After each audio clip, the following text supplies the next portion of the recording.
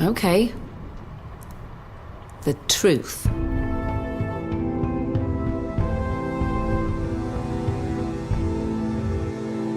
Mark me, but I don't think I've had the pleasure of your service before, my girl.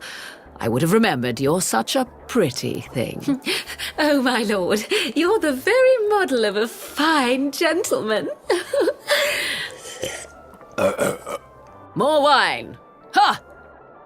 Oh, yeah, he was a charmer, all right. It's funny how you remember the little details about a person, isn't it? I have a distinct memory of all the flecks of food stuck in his beard. Erican had his own buffet in there. But anyway, the first time I met Latika was that night. I was getting the warlord his umpteenth refill of the evening, and there she was, the Lady Latika. She studied me. "Do you have water?" she asked. "I'm afraid I do not share my husband's thirsts." She had a worn, weary expression on her face. With the red hair, the two of us looked pretty similar. She was my height, well poised, although the dress she wore was hardly flattering, a shapeless thing. It hung on her like a very fancy sack.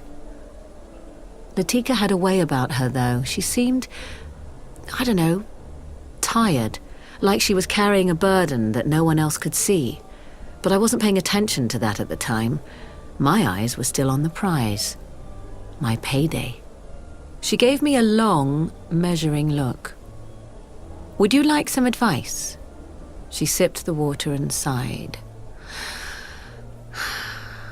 "Don't follow this path any further. Take your leave now and search for something else." She nodded in the direction of the Great Hall. "He will only bring you sorrow." Oh, I'm sure I don't know what you mean, milady. I didn't realize what she was doing. I thought Latika was just a jealous trophy wife, annoyed that her spouse was attracted to me. A faded, marginal woman desperate to protect her own status at the warlord's court. She didn't know why I was really there. She thought I was just another opportunist maiden. So she was half right, then. I didn't realize that she was trying to stop me making the same mistakes that she had. Latika drifted back into the grand hall on my heels, and Erican was right there, in mid-blather, surrounded by his brigade of yes-men, hooting over some callous joke he was making at the expense of the poor. I poured his wine, and he shot Latika a look like she was something he would scrape off his boots. "Thank you, Vala," he boomed. "You see, this is a woman who understands my needs. That's what every man wants." Latika would have walked away. Erican wasn't going to let her. "Wife, perhaps I ought to engage the servant girl, eh? She could dispense lessons to you on the maidenly manners they teach the commoners." He made her look a fool. Like I said before, a boorish, arrogant man. Every word he uttered made me want to rob him blind just a little bit more. She finally left the room with him mocking her to her back.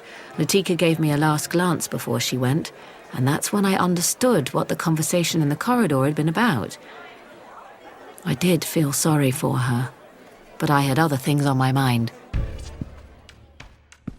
I kept my focus on the job at hand. Plan A, steal and run, hadn't worked. I went to Plan B instead, get married and steal and run.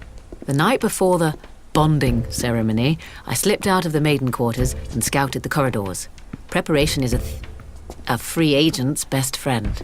The Citadel is big. I mean, huge. At least as many levels as Cheyenne Mountain, with loads of weird little passageways and halls. I've got a great sense of direction, though.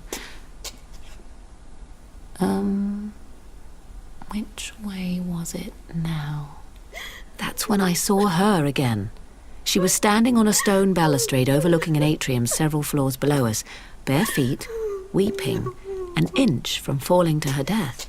"Lady Latika?" She turned to me, pale and sickly. Her hand went to her belly and pressed on that unflattering dress. Sometimes I'm so slow on the uptake, it annoys me. I offered her my hand, and after a while, she took it, came down.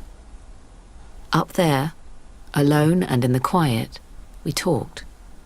I don't know why she confided in me of all people, but she did. Maybe she had nothing to lose. The baby, you see, wasn't Erican's child. Latika had been having an affair with one of the warlord's advisors. She could barely hold back her tears. "He was a good and kind man," she said. "He honored me." Was? Things fell into place. Erican's abuse had driven his wife into the arms of another man, and when he found out, her lover had been disappeared. She told me the same fate awaited her and the unborn child. Once Erican took me as his new consort, she would vanish like all the others. She'd tried to flee, but the citadel was heavily guarded. Trapped inside like a prisoner, Latika had finally fallen to the only manner of escape still open to her. If I had turned up just a few minutes later, I decided then and there to help her.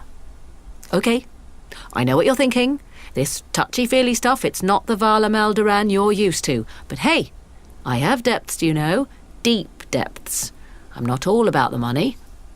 Well, sometimes.